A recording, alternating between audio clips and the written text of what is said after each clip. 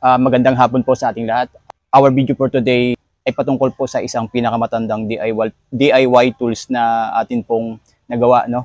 Bali, ito po ay nagawa noong 2004 hanggang sa kasalukuyan, no? Bali, 2 dekada na po siya ang tanda nito. Bali, during that time na nag-umpisa pa lang tayo sa vulcanizing shop noong 2004 ay 3 years old pa lang po ang aking panganay na anak. Hanggang sa siya na po ang gumamit nito nung mga 20s na siya, no? 21 or 22. Nagamit niya pa rin pala to. Nung araw, wala pa po yung mga tire changer machine, kaya ito po ang isa sa mga pinaka-importanting gamit na sa vulcanizing shop, no? Kasama yung mga panikwat. Ito po, ipapakita ko po sa inyo, no, na nagamit namin to sa vulcanizing shop.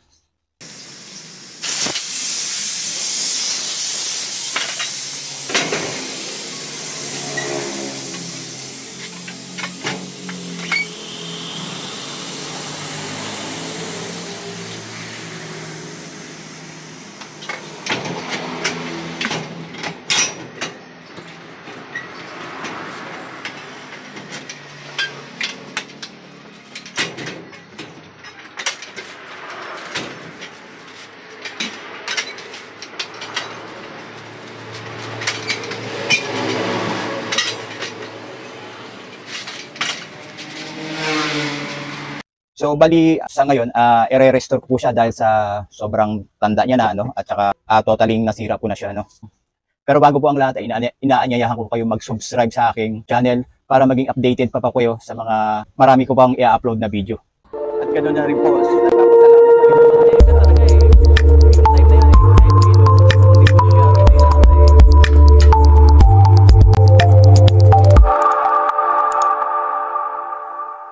so bali ito na po siya, no. Bali sa sobrang tagal niya, bumigay na po siya, no. Ito po, papakita ko po sa inyo. Ito, yan. Ito yung pinaka-pwersadong parte niya, no? Yung sa gitna siya. Then itong brace niya, yan, natanggal na.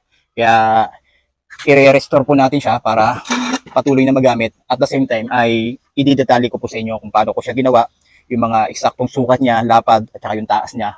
Higit sa lahat yung mga materialis na ginamit natin, then yung mga sekreto na sukat niya para maging perfect or maging epektibo sa paggamit sa vulcanizing shop, no, na mayroon din makagawa nito na maibahagi ko sa kanila para makatulong sa kanila, no.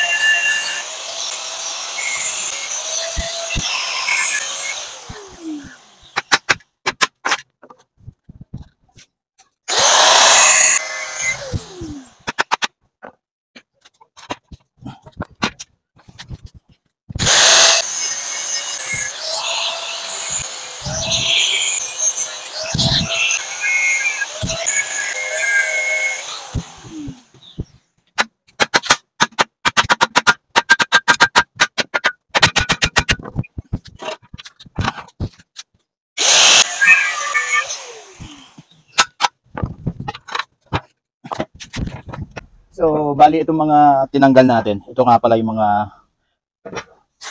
goma galing sa mga lumang gulong, no, na tinabas. Bali, ang purpose niya ay pang-protection doon sa mga mugs para hindi siya dumikit dito sa bakal at magasgasan. Bali, ito yung nagpoprotekta, no, na hindi magasgasan yung mugs at yung mga bakal, lalo na yung mga bagong mugs. At saka mayayaman yung may-ari, masasela yun. Kaya kailangan to para hindi sila magalit na magasgasan yung kanilang mga mugs at hindi na sigurado babalik sa shot mo, no.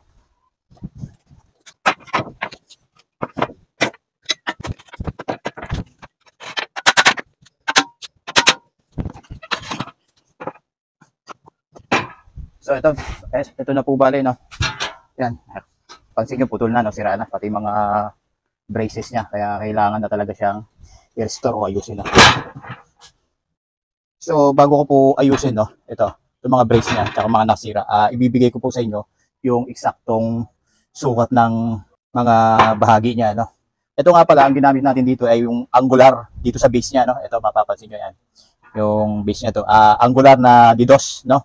Bali, mas maganda kung mas makapal. para mas matibay. So, sukatin po natin dito, no? Bali, ang sukat niya dito muna tayo sa base, no? Ito ay, bali, 21 inches, no? Yan. Then, dito naman sa baba is 9 inches, no?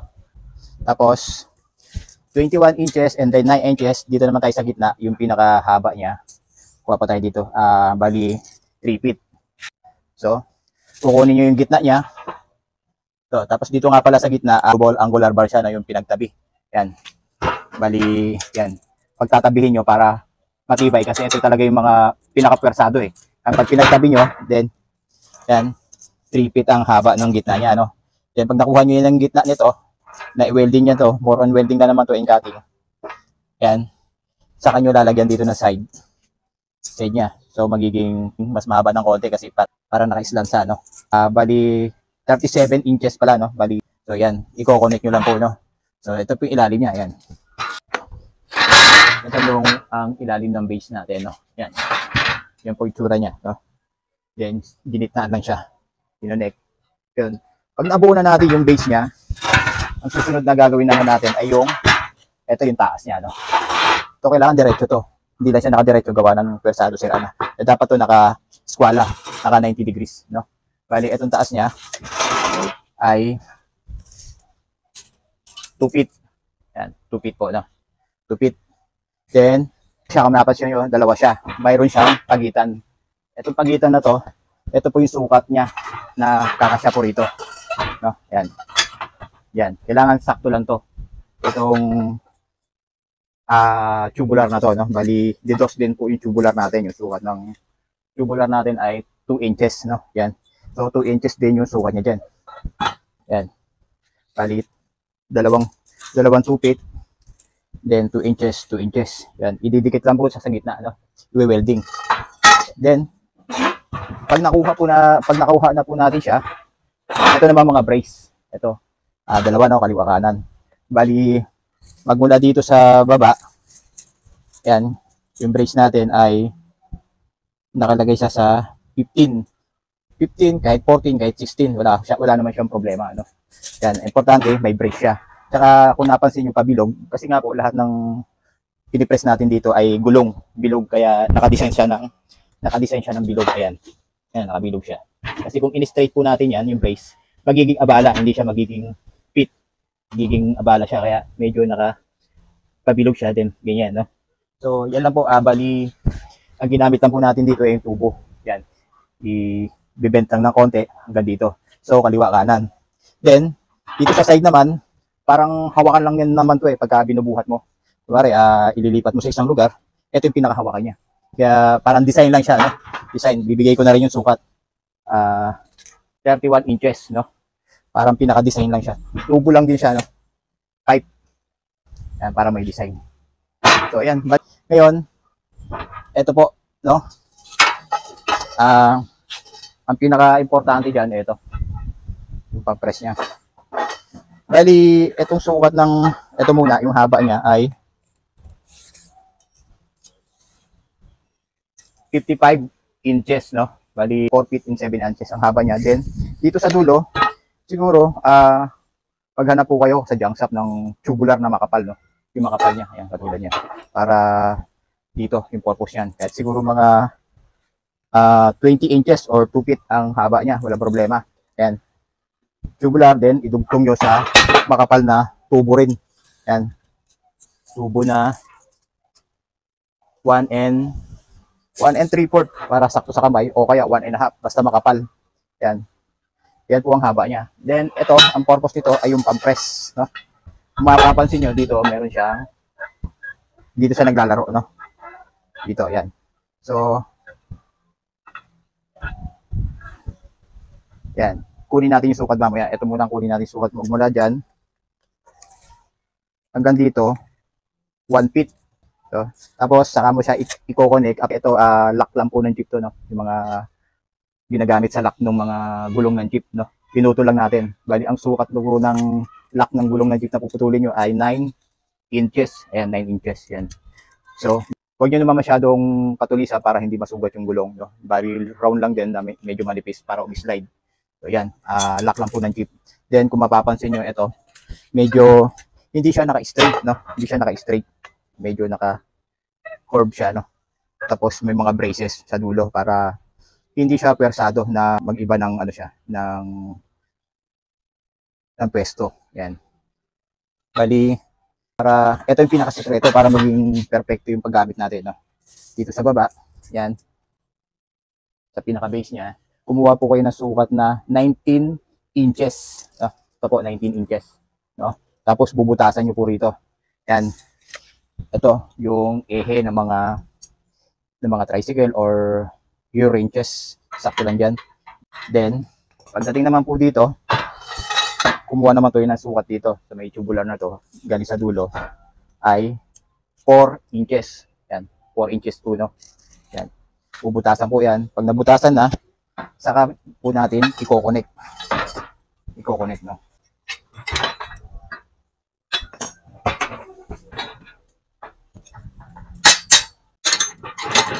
Yan. So, yan. Yan. Then, yung kanina, no?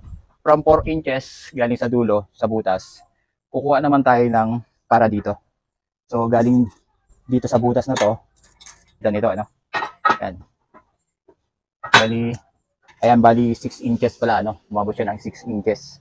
Yan, magmula rito sa butas na to, din sa sentro nitong nagkakabitan to. Importante po yan para maging komportable at saka maging perfecto at maging epektibo, no? Yan siya. Yan lang. Lalagyan mo siya ng ganito. Gagawa lang ng ganito, no? Yan. Tapos dito naman, ito, mapapansin nyo, may butas dito sa dulo. Ito. So, ang purpose niyan, pagka ito hindi ginagamit para maging safe siya, ginaganyan lang siya sa taas, no?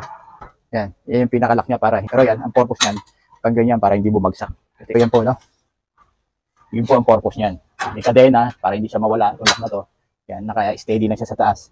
Then, pag nagawa na natin itong bakal, siyempre,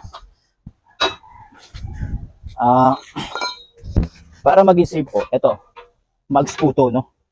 Imagine nyo na lang po kung bago yung kotse, bago yung sasakyan, mga SUV van, siyempre makintab itong mags na to.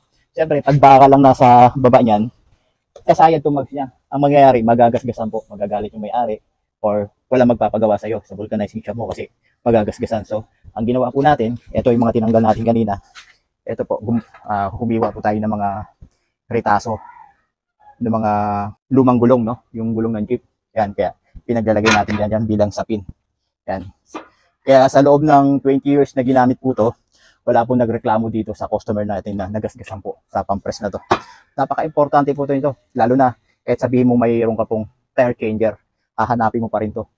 At yun po sa isa sa ibabahagi ko sa inyo sa susunod na aking upload, no, yung sekreto nito. Kahit na sabihin mo may tire changer ka. Kasi isa po ito sa mga sekreto para tumagal yung tire changer nyo. At yung tire changer, may limit lang po siya eh. May 120 or 100 PSI galing po sa compressor kasi dalawang nagpapagana doon ay hydraulic at electric. So pag galing sa compressor, 120 to 100 PSI lang. E pag mabigat yung matigas yung gulong, hindi nakakayanin ng tire changer. Kaya dito, kahit sabihin mong 150 PSI, 200 PSI, kayang-kaya po nito. Kahit ganong tigas ng gulong kasi. Ang gagamitan lang nito ng extension, kumbaga hahabaan lang po ito. Yan po ang inyong abangan sa mga, lalo na sa mga vulcanizing shop, yung sekreto po na ibabahagi ko sa inyo. So, ito po, no, bali, naibahagi ko na sa inyo yung sukat, saka yung detalye. Ngayon, i-restore ko na lang siya, no, para magamit ko.